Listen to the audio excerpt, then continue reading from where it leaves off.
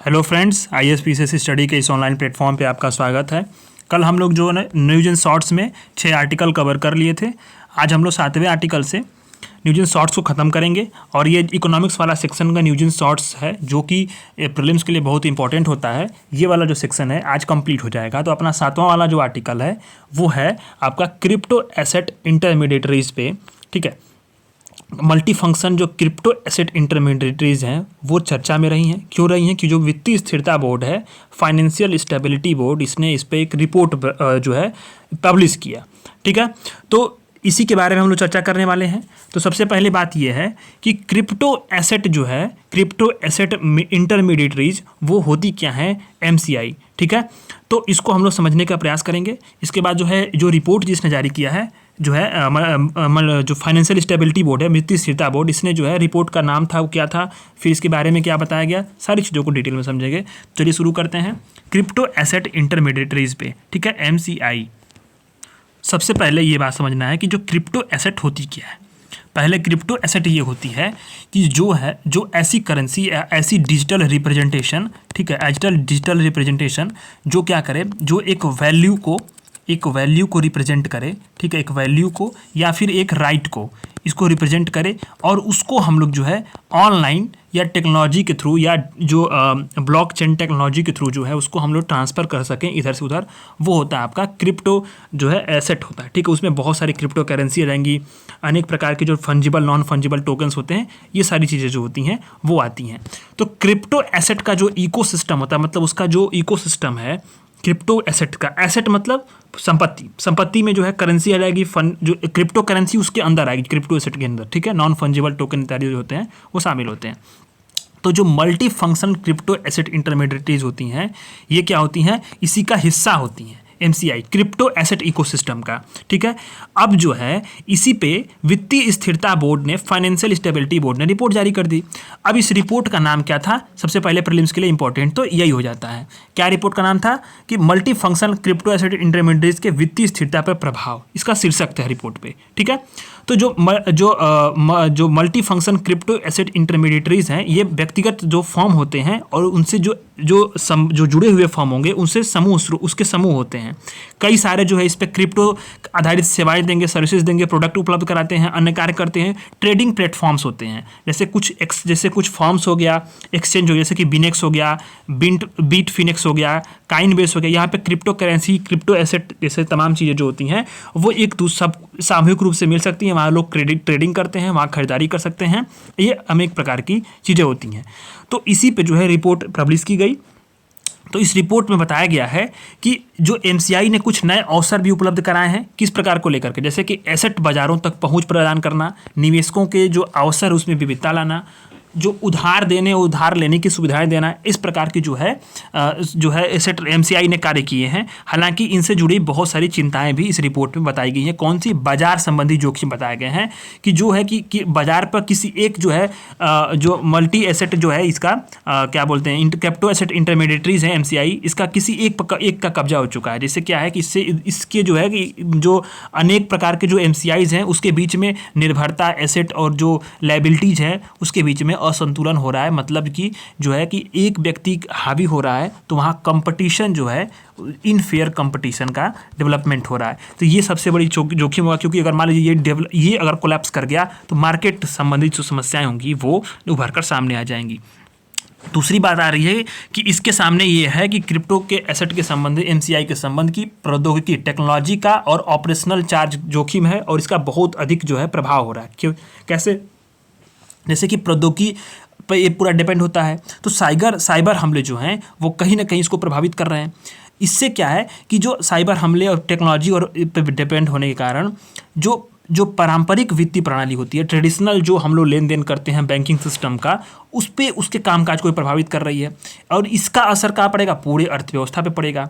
तो अभी क्या है कि जो MCIs हैं उसके पास इन सारे चीज़ों पे रेगुलेट करने के लिए कोई भी प्रभावी फ्रेमवर्क और जोखिम प्रबंधन का रेगुलेशन का प्रबंधन का कोई नियम नहीं है और पारदर्शी ये व्यवस्था नहीं है। जैसे क्या है कि जो MCIs होते हैं उसके बारे में अधिक जानकारी होती नहीं है, तो इनके पास राजस्व का स्रोत क्या है, कितना लेन देन हुआ, ट्रांजेक्शन कितने हो रहे हैं, क्या चीज़ें हो रही हैं, इसके बारे में कोई पारदर्शिता नहीं है। तो ये सारी चीज़ें इस रिपोर्ट में बताई गई हैं। तो इसमें कुछ सुझाव भी दिए गए हैं कि इनको विनियमित करना चाहिए और इसका एक वैश्विक फ्रेमवर्क हो, देशों के बीच में सूचनाओं को साझा की जाए और रिपोर्टिंग अनिवार्य की जाए क्रिप्टो एसेट की, इस ताकि पारदर्शिता लाई जा सके।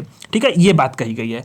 मुख्यतः इसमें समस्या ये होती है लोगों को कि इसमें प्रीलिम्स में क्या आएगा, ये समस्या होती है। तो प्रीलिम्स में ये चीज़ें आ सकती हैं।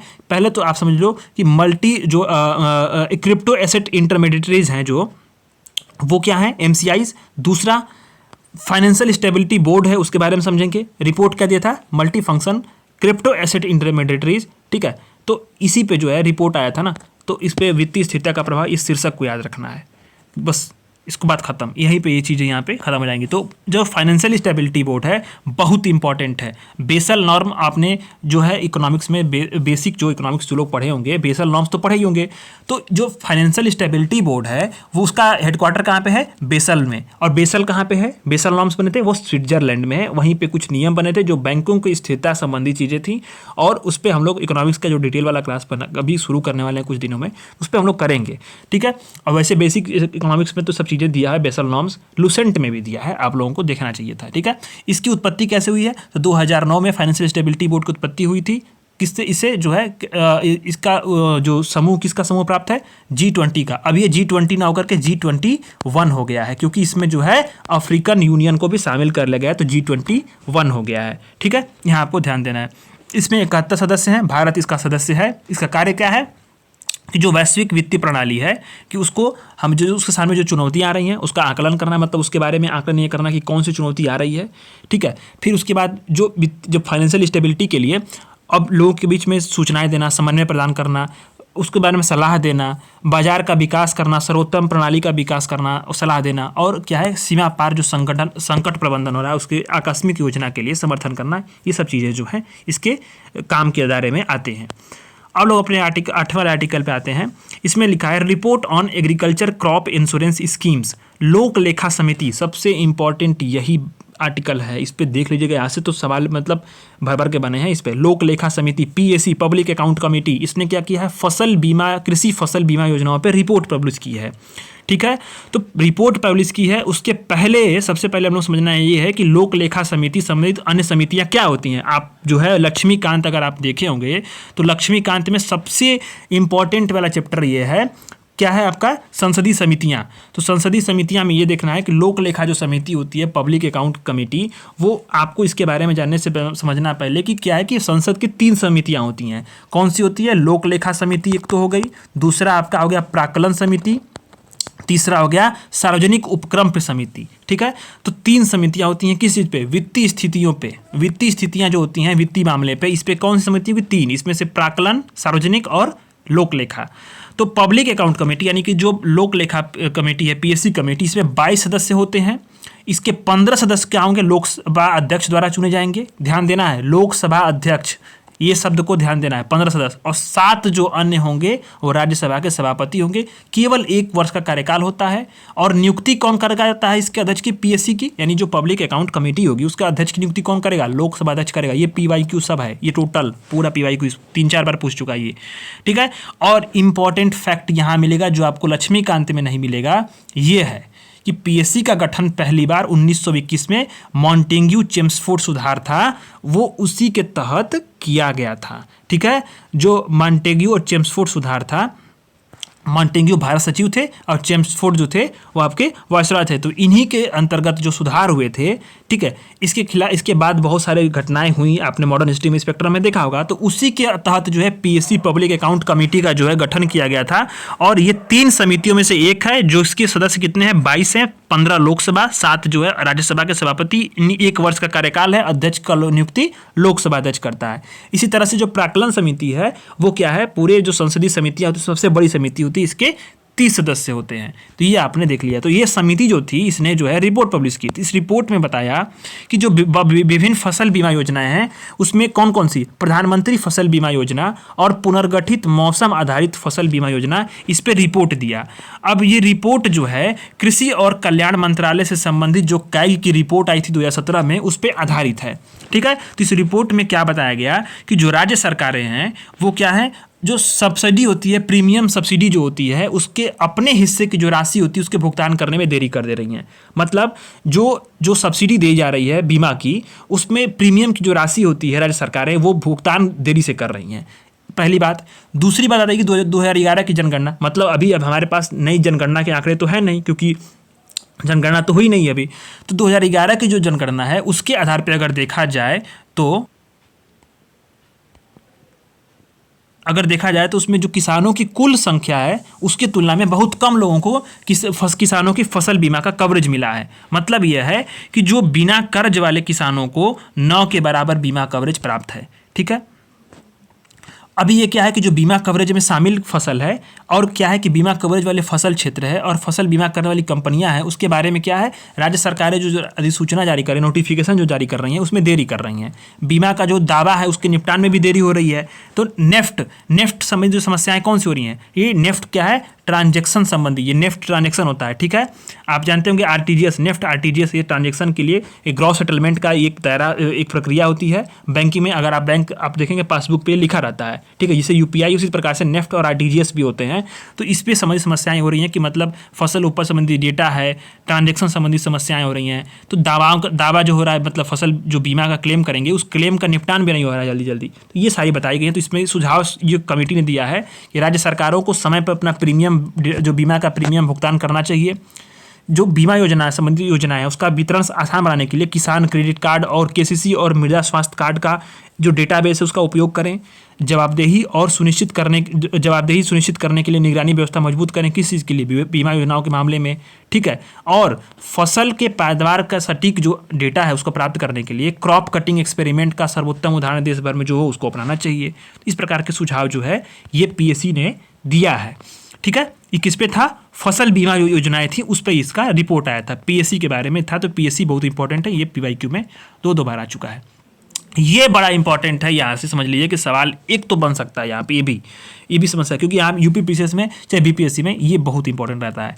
क्यों आता है, इसका जो है बेसिक एनिमल हस्बेंड्री स्टैटिक्स आई है 2023 की, ये जो डेटा है ये बहुत इंपॉर्टेंट होता है। मत्स्य पशुपालन और डेयरी मंत्रालय ने एनिमल इंटीग्रेटेड सैंपल सर्वे किस 2022 और 2023 फरवरी के बीच के आधार का जो है इसी पर बुनियादी पशुपालन सांख्यिकी 2023 को जारी कर दिया। यानी कि बेसिक एनिमल हस्बेंड्री स्टैटिस्टिक्स जो है इसको जारी किया गया 2023 का। अब इस जो जारी किया गया है यहाँ से 3-4 सवाल बनेंगे। कैसे बन सकते हैं इसमें देखना ये है कि इसमें कौन कौन सी चीज़ों पे जारी किया गया। तो दूध पे, यानी दूध पे किया गया है, अंडा पे किया गया है, मांस और ऊन, 4 चीज़ों पे। तो दूध, मांस, अंडा और ऊन पे ये अनुमान लगाया गया है उत्पादन का। तो इससे डेटा से ये होगा कि उत्पादन का जो राज्य पूछ देता है कि इस राज्यों में सबसे अधिक उत्पादन हो रहा है, वो वाले सवाल यहाँ से हल हो जाएंगे। और ये लेटेस्ट डेटा है, ये करंट अफेयर में जब कवर्ड है तो जाहिर सी बात है कि ये डेटा जो लेटेस्ट है और ये ऑथेंटिक डेटा है, अन्य बजाय गूगल करने से इस पर देखना बहुत जरूरी हो जाता है। ठीक है। तो दूध उत्पादन, यानी कि जो व्हाइट रिवोल्यूशन था उस देखना है कि दूध उत्पादन में 22.81% की वृद्धि हुई है। यानी अब हमारा दूध का जो टोटल उत्पादन है वो क्या हो गया है, 230 मिलियन टन हो चुका है।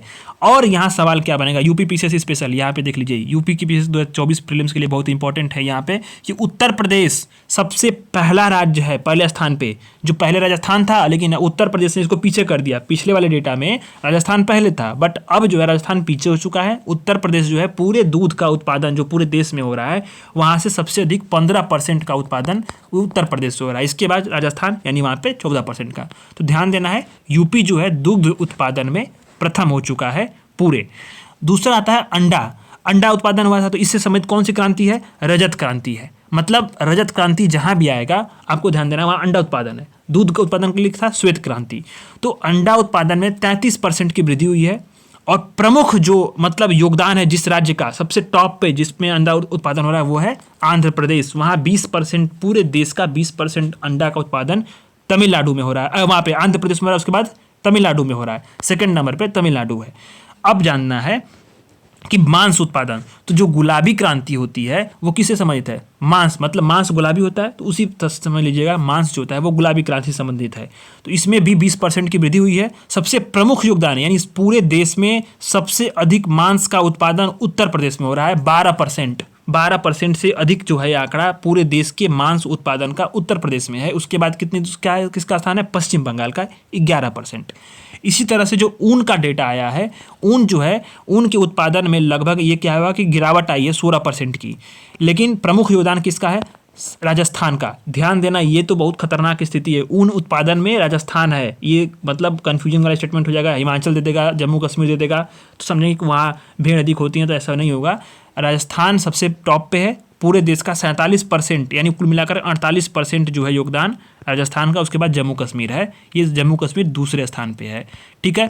और व्हाइट रेवोल्यूशन के जो जनक कौन थे? डॉक्टर वर्गीस कुरियन थे। पद्म विभूषण से इनको सम्मानित भी किया गया था। और इन्होंने जो है भारत को विश्व में सबसे बड़ा दूध उत्पादन देश बनाने के लिए ऑपरेशन फ्लड का नेतृत्व किया था। ये बेसिक जो है जीके की जानकारी है। यूपी जो है दूध उत्पादन में और मांस के उत्पादन में प्रथम है। ये डेटा लेटेस्ट है। इसके बाद आता है national geo science data repository portal. एक बहुत इंपॉर्टेंट पोर्टल है। ऐसे पोर्टल पे यूपीएससी की नज़र रहती है, जो क्या है कि बहुत से अलग से थोड़ा सा होंगे और वो अन्य चीज़ों में कवर नहीं होंगे। तो ये जो मैगजीन सिर्फ विजय में कवर हुआ है, किसी अन्य मैगजीन में इसके बारे में नहीं दिया है। तो केंद्रीय जो खान मंत्री है, इन्होंने national geo science data repository portal NGDRP की शुरुआत की है। किसके लिए, किस बारे में, इसके बारे में थोड़ा जानना है। किस चीज़ के लिए शुरुआत हुई है? तो राष्ट्रीय खनिज जो अन्वेषण नीति है, ठीक है, उसी 2016 के तहत इसी के एक भाग के रूप में इसको लॉन्च किया गया। ये पोर्टल क्या करेगा? एक ही डिजिटल पे जियो जो स्टैटिक प्लेटफॉर्म से, यानी जो भूस्थानिक प्लेटफॉर्म से, उस पर सभी भूवैज्ञानिक, भू रासायनिक, भूभौतिकी और खनिज का जो खोज हो रहा है, इन्वेंशन हो रहा है, उस पर डेटा क्या करेगा? सार्वजनिक रूप से उपलब्ध कराएगा, ठीक है। इसमें बेस लाइन भू विज्ञान का डेटा शामिल होगा, मतलब, और साथ ही साथ क्या होगा कि जो भी अगर मतलब बेस लाइन मतलब कि जो जमीनी स्तर के जो सारी भू विज्ञान की डेटा होंगी वो शामिल होंगी। और केंद्र और राज्य सरकार की जो अलग अलग एजेंसियां हैं वो क्या कर रही है? जो भी अलग अलग खनिज का खोज कर रही है, उस पर संपूर्ण जानकारी एक जगह होगी। और इसकी जिम्मेदारी विकास की किसको दी गई थी? भारतीय भूवैज्ञानिक सर्वेक्षण को दी गई थी, जियोलॉजिकल सर्वे ऑफ इंडिया को दी गई थी। अब इस पोर्टल का महत्व क्या है? ये पोर्टल क्या करेगा? ओपन एक्सेस देगा। इससे क्या होगी? सबको ओपन एक्सेस होगा तो पारदर्शिता बढ़ेगी, सूचनाओं का साझाकरण होगा अच्छे तरीके से, और अति महत्वपूर्ण जो भूवैज्ञानिक डेटा है उसका लोकतांत्रिकरण को उसको बढ़ावा मिलेगा। सबके लिए, सबके समझ जो है जानकारियाँ उपलब्ध रहेंगी। यह जो है देश का जो अधिक हिस्सा है उसको खनिज अन्वेषण के दायरे में ला देगा, मतलब खोज के बारे में, खनिज के दायरे में इसको ला देगा। इससे क्या होगी? इन्वेंशन जो हो रही हैं वो काफ़ी, डिस्कवरीज जो हो रही हैं वो तेजी आएगी और ये अन्वेषण को आसान बनाएगा, ठीक है। ये जो खनन क्षेत्र है उसमें इन्वेस्टमेंट के लिए आकर्षक क्षेत्र बनाने में मदद कर देगा। अब जो नीति है, राष्ट्रीय खनिज अन्वेषण नीति 2016 के बारे में जानना है। इस नीति का लक्ष्य ही यही है कि निजी क्षेत्र की भागीदारी बढ़ानी है। खनन में निजी क्षेत्र की भागीदारी बढ़ाकर देश का जो खनिज अन्वेषण है उसमें कार्यों में तेजी लाना है। इसका उद्देश्य ही सिर्फ यही था कि निजी क्षेत्र की भागीदारी को बढ़ाया जाए। तो इसमें प्रमुख बिंदु ये थी कि जो भी अगर अन्वेषण के लिए ब्लॉक्स, मान लीजिए कि अगर ये भारत का नक्शा है और ये झारखंड है, झारखंड मान लीजिए कि ये झारखंड है और यहाँ पे एक ब्लॉक जो है कोल का मान लीजिए कोई है, उसको पहचान लिया गया है, तो उसको क्या हुआ कि उसको जो मतलब उसकी खोज के लिए, उसको अन्वेषण के लिए निजी क्षेत्र को सौंपने के लिए उस बॉक्स की नीलामी होगी, ठीक। अब निजी क्षेत्र को, मानी जो प्राइवेट सेक्टर है, उसको अन्वेषण ब्लॉक्स क्या करेगा? राजस्व साझा करने की नीति के आधार पर आवंटित होंगे। मतलब कितना राजस्व वो साझा कर रहा है, उससे जो प्राप्त राजस्व है उसी के आधार पे जो अधिक साझा करेगा उसी के आधार पर उसको आवंटन होगा। ये प्राइवेट सेक्टर को बात की जा रही है। अब यहाँ पे ध्यान देना है कि जो बेस लाइन है भूवैज्ञानिक डेटा को पब्लिक गुड माना जाएगा, पब्लिक गुड्स माना जाएगा बेस लाइन भूवैज्ञानिक डेटा को, ठीक है, पब्लिक गुड माना जाएगा। इंपॉर्टेंट है, इसको स्ट्रिक में ट्रिक मार लीजिएगा। और साथ साथ ये देना है कि जो अधिक गहराई में पाने में जाने वाले और छिपे हुए जो स्वर्ण है, जैसे चांदी है, तांबा है, एक खनिज भंडार के लिए कम से कम और क्लोज स्पेस फ्लाइट की मदद ली जाएगी। इसके लिए कौन सी कार्यक्रम होगा? राष्ट्रीय एरो जियोफिजिकल मैपिंग कार्यक्रम शुरू होगा। तो ध्यान देना है कि अगर ये सवाल बन जाए कि राष्ट्रीय एरो जियोफिजिकल मैपिंग का कार्यक्रम किस लिए है, तो जो अधिक गहराई में छिपे हुए स्वर्ण, चांदी, तांबा और अन्य जो अनेक प्रकार के मैग्नीज, अब्रक, अन्य जो भी खनिज पदार्थ होंगे, खनिज भंडार होंगे, उसके लिए, उसकी खोज के लिए और उसकी पहचान के लिए ये राष्ट्रीय एरोफिजिकल जो है मैपिंग कार्यक्रम शुरुआत की जाएगी।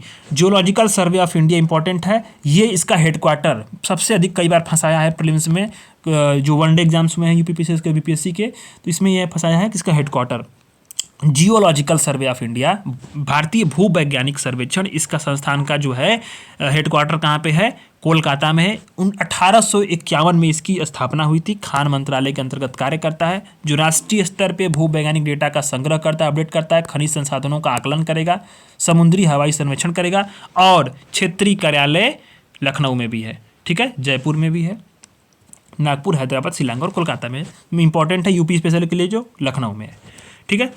अब आता है हम लोग को भारत में औद्योगिक गलियारा विकास, बहुत इंपॉर्टेंट है औद्योगिक गलियारा। ये आप देख रहे होंगे जो राष्ट्रीय औद्योगिक गलियारा कार्यक्रम है उसके साथ 11 परियोजनाएं चालू की गई हैं। अब ये परियोजनाएं कौन कौन सी हैं, तो जो देखिए पहला लिखा गया है जो परियोजना है दिल्ली मुंबई औद्योगिक गलियारा, ठीक है। तो एक नंबर पे देख रहे दिल्ली से यहाँ चल रही है और ये वाला मुंबई तक आ रही है जो रेड ये वाला, ठीक है, एक नंबर वाली। फिर अमृतसर कोलकाता औद्योगिक गलियारा, ठीक है, दूसरा नंबर पर, ये अमृतसर से कोलकाता तक। इसी तरह से चेन्नई बेंगलुरु ये वाला देखिए तीसरा नंबर का ये वाला। इसी तरह से विजाग चेन्नई। तो इस तरह से करते करते 11 जो है हमारे औद्योगिक गलियारे यहाँ पे बने रहे हैं। तो इन औद्योगिक गलियारों के विकास के लिए हम लोगों ने एडीबी यानी कि एशियन डेवलपमेंट बैंक से $250 मिलियन का हम लोगों ने ऋण समझौता किया है, उस पर हस्ताक्षर हुई है भारत सरकार और एडीबी के बीच में। किसके बीच में, एडीबी के बीच में। सवाल यहाँ बन सकता है कि वर्ल्ड बैंक भी दिया, नहीं वर्ल्ड बैंक नहीं दिया, एडीबी दिया है, एशियन डेवलपमेंट बैंक। $250 मिलियन, बहुत बड़ी राशि होती है। 11 औद्योगिक गलियारों के विकास के लिए कर्ज लिया गया है इस पे, और इस पे समझौता जब हुआ है तो ये क्या है, ऋण नीति आधारित ऋण है। मतलब कि इसमें क्या होगा कि औद्योगिक गलियारा विकास कार्यक्रम के तहत, मतलब उप कार्यक्रम के तहत इसको कौन कौन सी चीज़ें विकास की जाएंगी, तो एक होगा कि वैकल्पिक वित्त पोषण समाधान का विकास करना, जैसे कि औद्योगिक क्लस्टर के विकास के लिए ग्रीन फाइनेंस करना, ठीक है। दूसरा यहाँ पे होगा कि औद्योगिक कार्यस्थल पर सुरक्षा के लिए सुधार करना और पर्यावरण और जलवायु परिवर्तन संबंधी कार्य पद्धतियों को एकीकृत करना, ठीक है। अब यहाँ पे बात ये है कि एक जो है एडीबी के बारे में समझना जरूरी है। एडीबी पूछ सकता है, एशियन डेवलपमेंट बैंक, तो ये एक मल्टीलेटरल फाइनेंशियल इंस्टीट्यूशन है जिसका उद्देश्य क्या है कि एशिया और प्रशांत को एक समृद्ध समावेशी इंक्लूजन के साथ मजबूती और सस्टेनेबल डेवलपमेंट का क्षेत्र बनाना है। इसका मुख्यालय कहाँ पे है, फिलीपींस में है, मनीला में। ये सवाल भी पूछा हुआ है कई बार वनडे एग्जाम्स में, तो एडीबी का मुख्यालय मनीला में है। अभी जो औद्योगिक गलियारे होते हैं वो क्या होते हैं कि उद्योग के लिए, इंफ्रास्ट्रक्चर के बीच में ये एकीकरण के लिए सहायक होते हैं। इससे क्या होगा, आर्थिक और सामाजिक विकास को बढ़ावा मिलेगा। जो हमारी लॉजिस्टिक सेवाएं हैं वो सुधर जाएंगी। लॉजिस्टिक सेवाएं सुधरेंगी तो आपूर्ति श्रृंखला जो है वो कहीं ना कहीं मजबूत होगा। आपूर्ति सप्लाई चेन जब मजबूत होगा तो कहीं ना कहीं जो है अर्थव्यवस्था के जो रफ्तार है, जो गति है, वो मजबूत होगी। हमारा जो इंफ्रास्ट्रक्चर का क्षेत्र है, टर्सरी सेक्टर है, वो इंटीग्रेटेड तौर पे अच्छा परफॉर्म करेंगे तो अर्थव्यवस्था जो है उसका रफ्तार बढ़ने की काफ़ी ज़्यादा हो जाती है, ठीक है। अब क्या करते हैं कि जो गुणवत्तापूर्वक जो अवसंरचना विकास होता है वो कहीं ना कहीं इंफ्रास्ट्रक्चर के क्षेत्र में भारत को विश्व स्तर पर प्रतिस्पर्धी बनाएगा, रोजगार के अवसर होंगे, गरीबी उन्मूलन मिलेगा।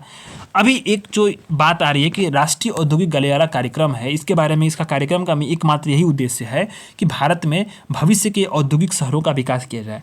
दुनिया के सर्वोत्तम जो विनिर्माण और निवेश स्थल के साथ इससे प्रतिस्पर्धा कराई जाए। सरकार इसके लिए 11 औद्योगिक गलियारों के विकास की मंजूरी दे चुकी है। 32 परियोजनाएं इसमें शामिल हैं, 4 चरणों में पूरा होगा। और इसका निर्माण कौन कर रहा है, तो राष्ट्रीय औद्योगिक गलियारा विकास और कार्यान्वयन ट्रस्ट है, इसके माध्यम से इसका निर्माण किया जा रहा है, ठीक है। तो ये बात को यहाँ पे ध्यान देनी है। एडीबी को ध्यान देना है, गलियारा किस लिए बनाए जा रहे हैं, एडीबी का जो है जो ऋण का जो साइन हुआ है उसको ध्यान देना है, एडीबी के मुख्यालय को ध्यान देना है, और राष्ट्रीय औद्योगिक गलियारा कार्यक्रम के बारे में थोड़ा सा समझना है। बस खत्म प्रीलिम्स के लिए। एम्पलीफाई, ये तो वन लाइनर के फैक्ट के तौर पे है, और ये सवाल तो ऐसे भी बन सकता है कि किस मंत्रालय ने एम्पलीफाई 2.0 प्रोग्राम को, अभी 2.0 पोर्टल को शुरू किया है, तो ये भी ध्यान देना है। एम्पलीफाई 2.0 पोर्टल को शुरुआत किसने की है, तो आवासन और शहरी कार्य मंत्रालय ने शुरू किया है। इसका मुख्य नाम क्या है कि assessment and monitoring platform for reviver inclusive and the future ready urban India, ठीक है। इसका फुल फॉर्म है, तो फुल फॉर्म पे मत जाइएगा, बस इतना ध्यान रखिए किसने शुरू किया है, शहरी आवासन कार्य मंत्रालय ने। इसका एकमात्र लक्ष्य यही है कि जो इस प्लेटफॉर्म पे भारतीय जो शहर हैं यानी सिटीज़ हैं उससे जो रॉ डेटा है, प्राइमरी डेटा है, उसको जो है वहाँ उपलब्ध कराई जाए। अब इससे क्या होगा कि जो भी शिक्षाविद हैं, शोधकर्ता, रिसर्च कर रहे हैं, जो इंटरेस्ट ले रहे हैं, हितधारक हैं, उनको क्या करेगा, जो डेटा उपलब्ध होगा उसी पे नीतियाँ बनाई जाएंगी। ठीक है। अब मतलब रॉ डेटा वही होता है ना कि जो किसी चीज़ के लिए प्रोसेस नहीं किया गया हो, मतलब यूज नहीं किया गया हो। मान लीजिए रॉ डेटा, प्राइमरी डेटा वही होता है एकदम जो फ्रेश डेटा हो, जो किसी चीज़ के लिए उपयोग ना किया गया हो। ठीक, तो उसी रॉ डेटा को एम्पलीफाई पोर्टल पे उपलब्ध कराया जाएगा भारतीय शहरों के बारे में। इस वर्तमान में 225 जो शहरी स्थानीय निकाय को इस प्लेटफॉर्म से जोड़ा गया है।